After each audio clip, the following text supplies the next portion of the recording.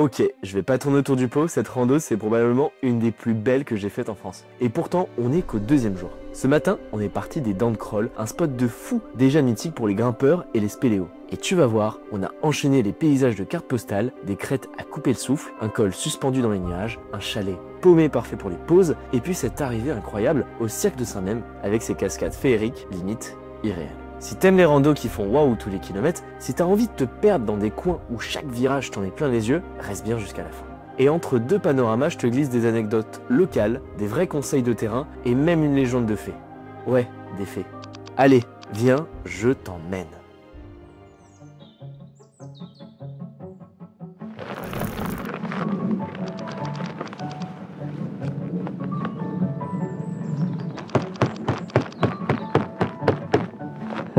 Tu nous fais du tam-tam? On commence tôt, vers 7h30. Au pied des Dents de Crolles, rien que le nom donne envie. C'est un spot assez fou, un gros bloc de calcaire qui domine toute la vallée. Et surtout, un réseau souterrain de plus de 60 km sous nos pieds. Un vrai gruyère, c'est même un des plus grands d'Europe.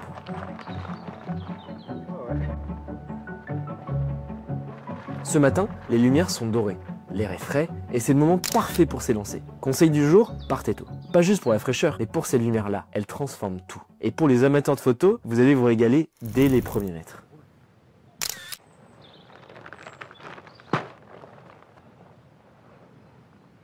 Bon les amis, jour 2, on est à côté des Dents de Crolles. Aujourd'hui, journée bien plus facile parce qu'on a que 400 mètres de dénivelé positif. On va surtout descendre, si je me casse pas la gueule. Et où est-ce qu'on va aujourd'hui? La direction col de Bellefonte pour arriver en fin de journée proche d'un petit village à Cirque de Saint-Même. Et puis là, on marche une petite heure pour arriver à une source d'eau. Et comme ça, on pourra se faire un petit déj, un petit café et un peu se laver. Voilà, allez, je vous laisse avec ce move incroyable de Paul. Voilà.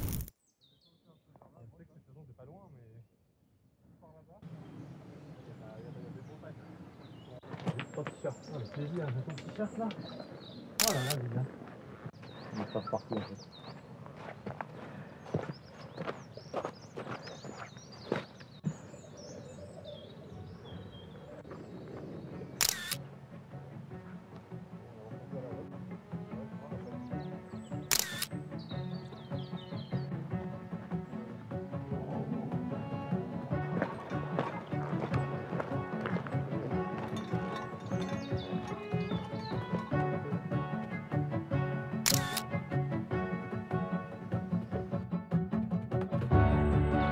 Totalement à l'aise.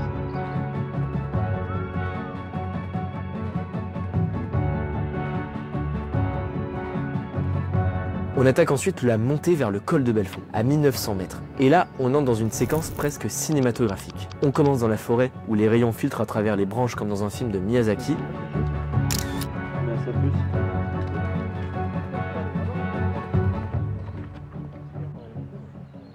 Bon les amis, là ce que vous voyez juste là c'est le col de Bellefonte et c'est ce qu'on va monter dans quelques instants. Nos chers amis Paul et Jonathan en train de descendre et puis on redescend pour remonter. Allez, franchement c'est incroyable, un pur kiff la Chartreuse.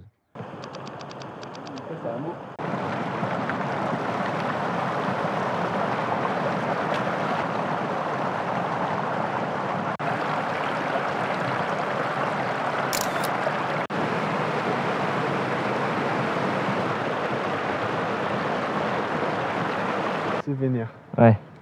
Alors, aujourd'hui, col de Bellefonte, 1 km, 50 minutes, ça annonce la couleur. Paul arrive et on monte là-haut. C'est la lumière du soleil. Ouais. Ça, on dirait qu'il y a des grandes barres. Ouais, ça fait une espèce on dirait qu'il y a des fils tendus pour faire une Puis l'horizon s'ouvre, on arrive dans les alpages. Silence total, à part le bruit de nos pas et peut-être une cloche de vache au loin. Col du Bellefonte, c'est là-haut, on y arrive. Et puis regardez-moi cette vue. Là les Dents de Crolles, juste là, on était là hier. Magnifique. On avance, on continue.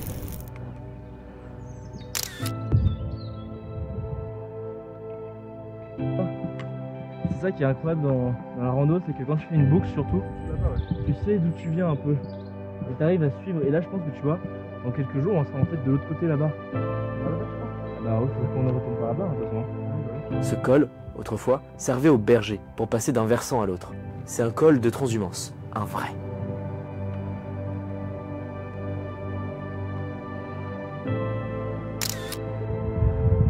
Conseil technique ici, prenez des bâtons. Même si vous avez des bonnes jambes, ça change tout sur la durée et à la descente, vos genoux vous remercieront.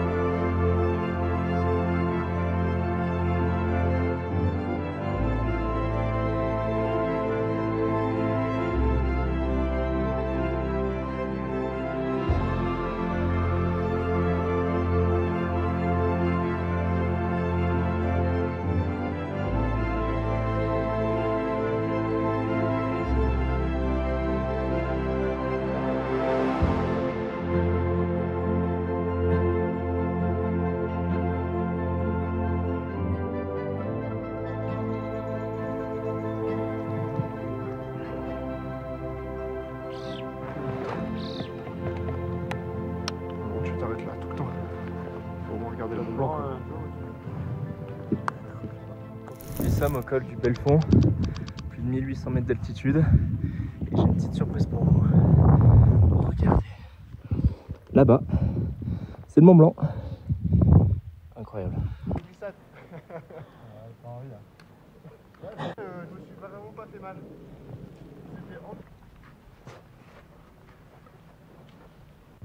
Ça dépend des phases.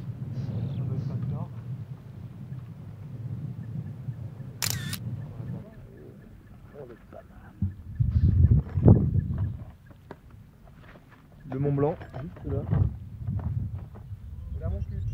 Et là mon cul. Col de Belfond, on était tout là-haut. Et donc là, bon, on n'est pas redescendu comme eux là, comme les zinzins, on a fait des petits slaloms, mais plutôt pas mal.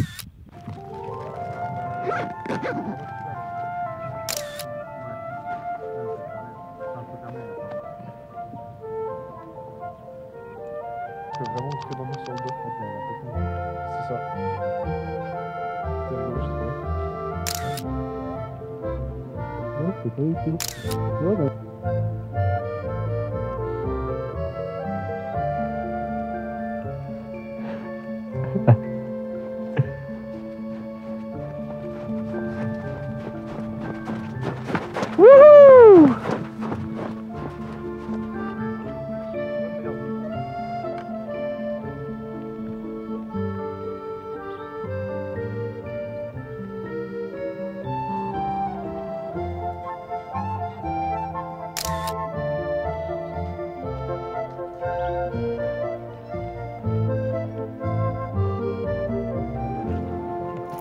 Tu te sens comment, John?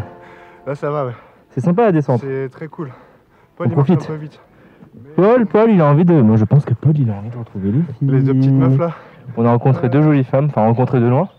Et je pense que Paul veut les rencontrer de près.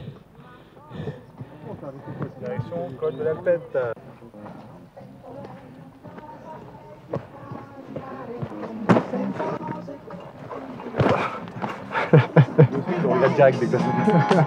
Un peu plus loin, sur la droite, on aperçoit le chalet de l'Aupte du Seuil. Il est posé là, face aux falaises, comme sorti de nulle part. C'est un super spot pour une pause snack. D'ailleurs, petite astuce rando, toujours avoir une gourde filtrante ou une paille filtrante dans le sac. Il y a une source ici, mais on n'est jamais à l'abri d'une eau un peu trouble ou trop riche en calcaire. J'en profite pour enlever les chaussures 2 minutes et respirer. Ce genre de pause, ça change l'énergie d'une journée. On repart plus léger, même si le sac fait toujours le même poids. D'entremont comme le fromage. Les amis. Ouais. Ah bah petit resto raclette. Les amis, juste derrière nous, on a le col de Belfond. On a fait ça ce matin, donc c'est assez impressionnant de le voir aussi loin maintenant. Et puis là, On continue, direction Saint-Pierre d'Entremont. Ça fait zizir.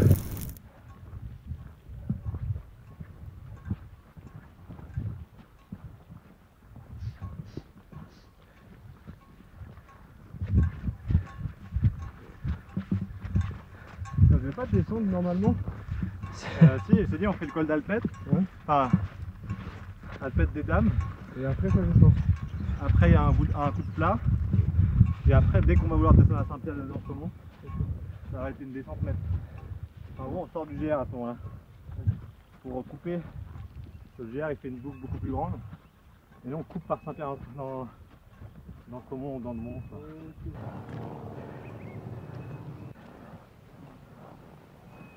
C'est là où on va. Il y a moyen, hein. Ça va ou pas. Parce que ça, c'est encore vachement bas. Bah ouais. Attention. Tu penses? Ouais, ouais. C'est ça? Bon bah ok, bon bah les gars, faut qu'on descende là. Une grande ville derrière. Ah oui, c'est la grande ville derrière, ok.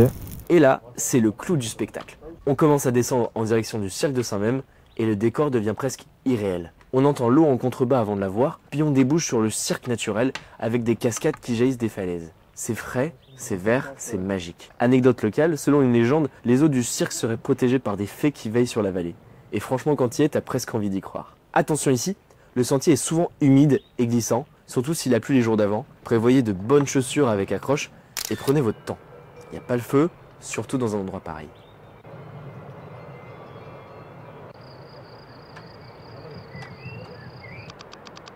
On termine cette journée à Saint-Pierre d'Entremont, un village à cheval entre Isère et Savoie, hyper mignon au bord de la rivière. Ici, on lâche les bâtons, on enlève le sac et on respire. Objectivement, ce genre d'arrivée qui fait du bien, on sent les jambes, on a le cœur rempli.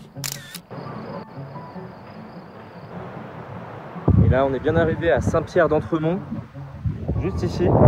On va essayer de se trouver un petit truc à manger, pourquoi pas un petit restaurant. Et puis surtout un endroit pour dormir. Mais ça m'a l'air plutôt pas mal.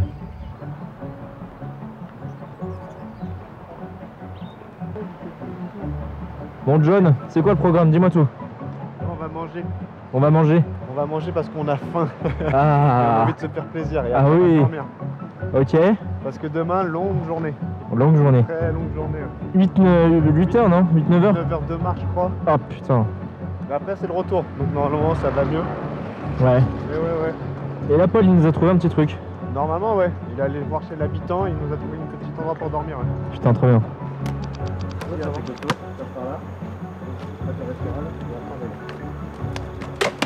Bon bah on va chercher de quoi dormir. Ah, l'espèce de bronche. Et on va dormir là-bas. Elle s'est pétée. Ah oui non c'est là. Et puis faut le dire, un bon fromage local pour récupérer, c'est pas de refus. Si t'as l'occasion, teste la tonne de Chartreuse. Et surtout, pense à réserver ton hébergement à l'avance, l'été c'est vite complet ici. Nous, pour notre part, on va dormir chez l'habitant, nous c'est bivouac obligatoire.